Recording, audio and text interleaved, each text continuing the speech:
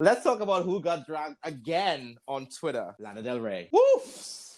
I have no more words for this witch. I have not a word for this witch. She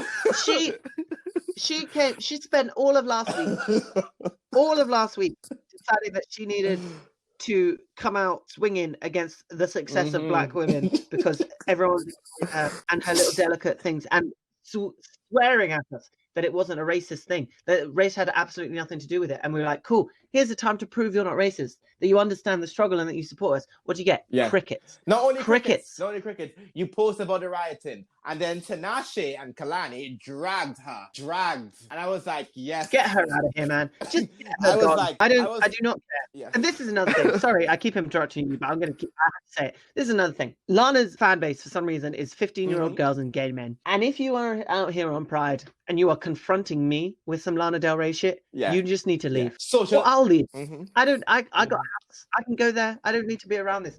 Get her gone from me, because I'm done. Social distance yourself from me with your Lana Del Rey views, because I have had enough. So Kalani was like, Lana, if you don't take that tweet down, girl. I was like, yes, get her. And Tinashe was like, girl, what are you doing? And I was like, Lana, there you go. I was like, Lana, come on. We already read you to filth last week. We thought you not only was it a week for you to learn and learn from your mistake, you're getting dragged by the girls again. Good for you. I do not feel anywhere about it, because you deserve it. It is what it is. But this week, but this with week. that said, anyway, yeah. Before we move on, I just got to say, George Floyd, we speak your name. Breonna Taylor, we remember you. Tony McDade, we speak your name. Belly Majinga in the UK, your case has been dropped for some bullshit reason. Speak your name too. We're sorry that this happened to you, and we're supporting how we can. Black Lives Matter, and always have done, and always should. And we need a system that shows that, and we need to stop being murdered. And we genuinely will not have peace until it happens. Because, with saying that, I know for a fact, I, as a black gay person, I will always champion the negative factors when it comes to anything that I feel is being frowned upon. Like, if I saw my white friend being discriminated by anyone, I will jump in. You don't have to be directly in front of racism to do something. You could donate to a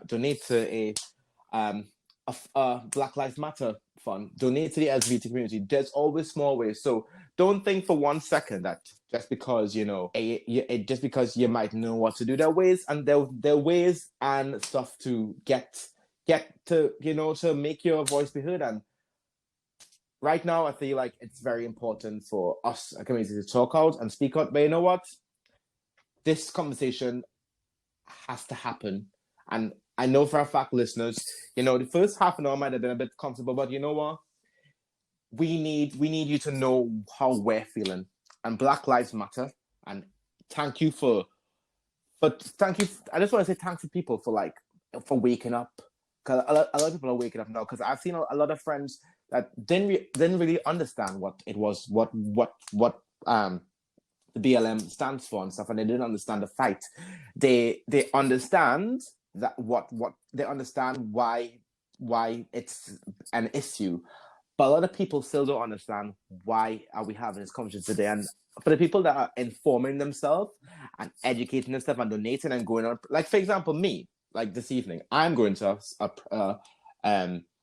a silent protest in Liverpool this evening at 7:30 in St. George's Hall with my flatmate, and he said to me earlier, he's like, "Can I bring other people to this?" And I was like, "Yeah." And you know what? That's important. That for me touched me, because he was like, "I'm going along with you, but I want to bring other people because I feel like this is important." And that's nice. That's so nice, and that's reassuring that the message is being felt. Because he was saying, Nick, I didn't know what I wanted to, what I could have done. And he's like, what do I wear to like a protest and stuff? And I was like, you know what? Just come, wear whatever you want. And that's nice. I feel like that's important. So even if you think you're just because you think because you're sharing an Instagram post, you're doing enough. No, you are doing it. It's the simple things like these, having a social media blackout, informing yourself, change your picture. It's important. And it's all, and I feel like every little bit helps. And right now we need a change, and we need in order for change to occur, or for that engine to start turning. One little thing needs to start. And you know what? I for one, I am very grateful. I am very grateful to see people up in arms, because you know what? Black lives matter, and I always have. And in order for all lives to matter, Black lives have to matter. That's just the truth. Yeah, it's just the truth. And if anyone's in London, there is a protest in Hyde Park on Wednesday. So yes, the day when this comes out, at 1 p.m. Or there's the 6th of June at 1 p.m. at Parliament Square, and the 7th at 2 p.m. outside the US Embassy. So there's plenty of protests to get involved with. Anyway, that's been a very angry 35 minutes. I think we'll take a very quick break and then come back and talk about some bullshit, shall we?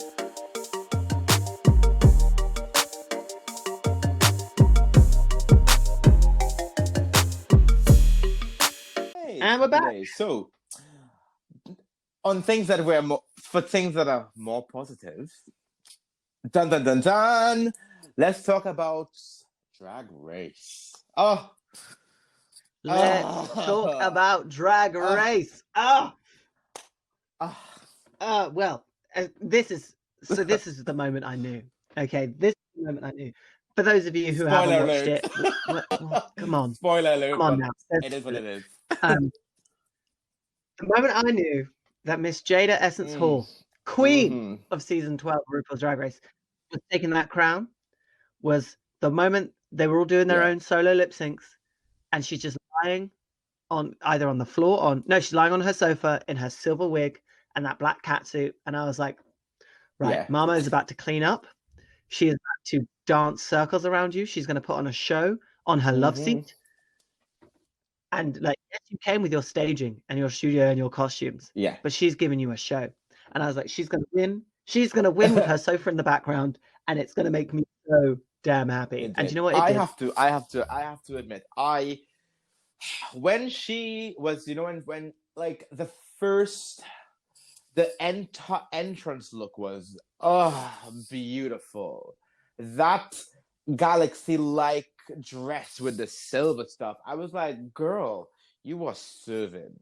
And then she did the lip sync, and when they were all doing this lip sync together, and she came up to the camera, she posed, she smiled, she pushed herself back, and I'm like, oh, Jaida, you ain't just come for the crown. You came for everybody. Oh yeah, Miss Jaida was not playing. Then Miss Jaida Jaida was not. You want Ciara at home? I'm gonna give you CC. And I was like, oh, okay. So we have talent, performance, look, and execution. Give it a crown. Give it a crown. Talent, performance, look, and execution is going to be the new charisma unique talent. That's probably going to be the name of this week's. That's going to be this week's header for the podcast. It's going to be George Floyd / whatever talent, execution, loveliness, or whatever you said.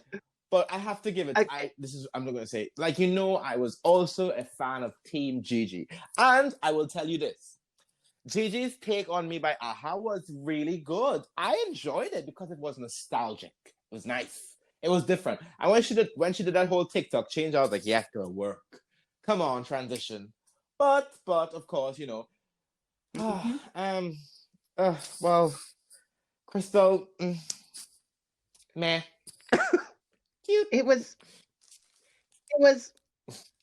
right. So to talk on Crystal Method, number one, that pinata outfit was my favorite thing that may have been Drag Race.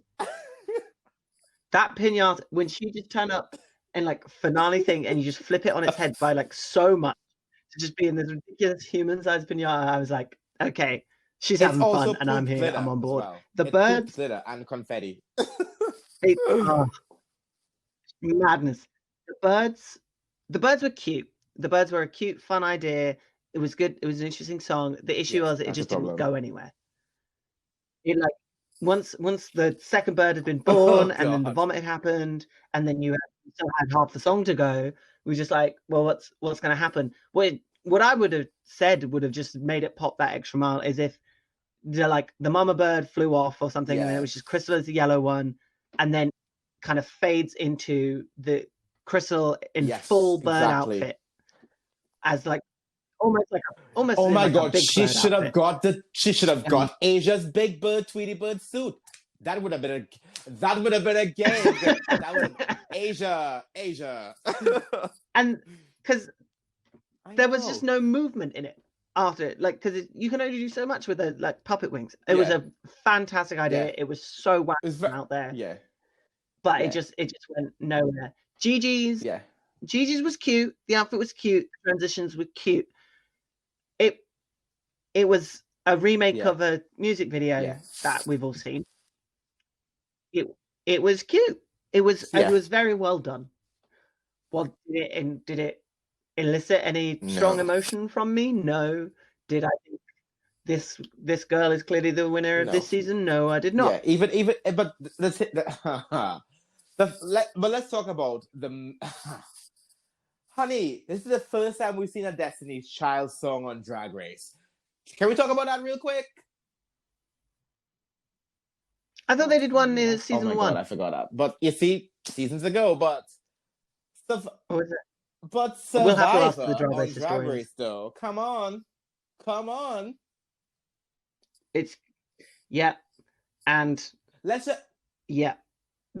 Survivor was really when Jaida won. Nobody was. You know when she gave me choreography, I'm a survivor. I was like, yes, Jaida, take what is yours. Yes, and I loved it, and it was very. The whole point was you strip away all of the staging and all the extra stuff, and it's just you and what you can do to this. And Jada's like, what I can do is win, and what am I gonna do? Win, and what are you gonna do? Crown me. She didn't even have to win with a crown or a main stage, honey. She did what she had to do in the comfort of her own home, and if that's not talent, you queen for season 30 need to step up. Because she set the page. She set the trend. And if you can't keep up now, I don't want to see any drag race any drag queen during lockdown not giving me the talent and execution that Jaida won on season 12. If you can't give me, retire. Retire. If you can't be Jaida Essence Hall, just stop. But yes, I was here for the game. You know what? It was nice. It was good. It was nice. I know we have 2 black queens, one back to back, and it's a nice feeling. It's lovely. It was lovely to see. And don't get me wrong, I've said it before. These top 3 were very strong, but however, Jaida had to take it home, and I feel like what warmed my heart is the fact that, did you see the video of her outside her house and everyone just driving past? Oh, my heart. I was like, what would really touch me? I don't know. Did you see the reaction video of 3 of them online watching it? It was so cute. No. And Jaida was crying, and Crystal and Gigi was like proper, like, they were crying for her. It was so lovely. It was so genuine. It wasn't. You could see that it was reality TV at its best. It was good. It was really, really good. But she deserved it, and I cannot wait. I cannot wait to see what happens with Jaida when we're out of lockdown and she takes full flight as the reigning champion. Like, she's going to take the ball. And I'm going to tell you something. If you haven't watched Jada's video prior to her winning Drag Race, before she was on the show, she is the moment. She will be the moment going forward. And even after she gives up the crown in season 13, she will always be remembered as the queen that turned the ball. And she has set the trend for a lot of queens to follow. You don't have to have loads of expensive gowns or whatever, but you just need to know how to execute. And she only bombed at one challenge, but you know what? She did great, and she will always be remembered as one of the best queens of the season. And I'm proud. Well done, Mrs. Hall. We bow to you, darling. Well done. We speak your name, Jaida. Speak your name, Jaida Essence Hall. Yeah, Queen of the drag queens. Girl, we're here for it.